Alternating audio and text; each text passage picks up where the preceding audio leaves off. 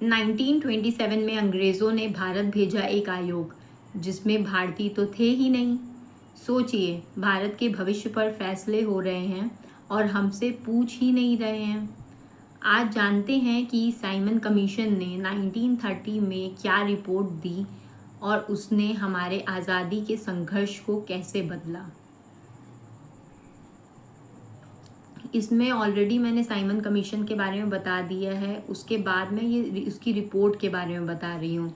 Simon commission के बाद मैंने साइमन कमीशन आया था 1927 में। उसके बाद नेहरू रिपोर्ट आई, फिर जिन्ना ने अपने 14 पॉइंट पेश किए, मगर उसके बाद साइमन कमीशन की जो रिपोर्ट आई उससे रिलेटेड मैं आज आपसे बात करने जा रही हूँ। तो नमस्कार दोस्तों, आज हम बात करेंगे साइमन कमीशन की रिपोर्ट 1930 की।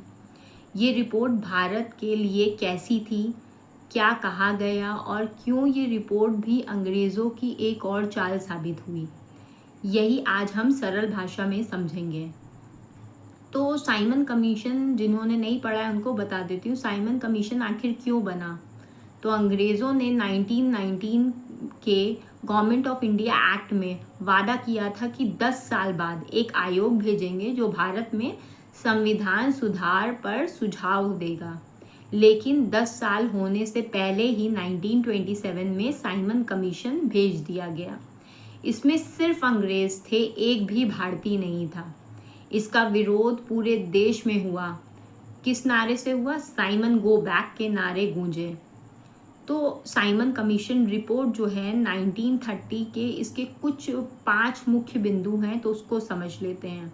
पहला था, प्रांतों को ज़्यादा अधिकार दिया जाए, यानी कि भारत के अलग अलग राज्य अपने कानून खुद बना सकेंगे। जैसे क्लास मॉनिटर को जिम्मेदारी दे दो कि वो अपने सेक्शन को खुद संभाले। दूसरा था, प्रांतों में डायरकी हटा दी जाए, मतलब कि अभी तक शिक्षा, स्वास्थ्य भारतीयों के पास और पुलिस राजस्व अंग्रेज़ों के पास था।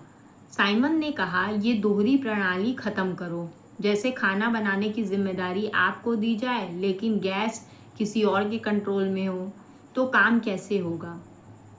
तीसरा ये था कि केंद्र में अंग्रेज़ों का ही राज रहेगा, यानी दिल्ली की सत्ता पर अब भी अंग्रेज़ ही बैठेंगे। भारतीयों को वहाँ कोई ताकत नहीं दी जाएगी।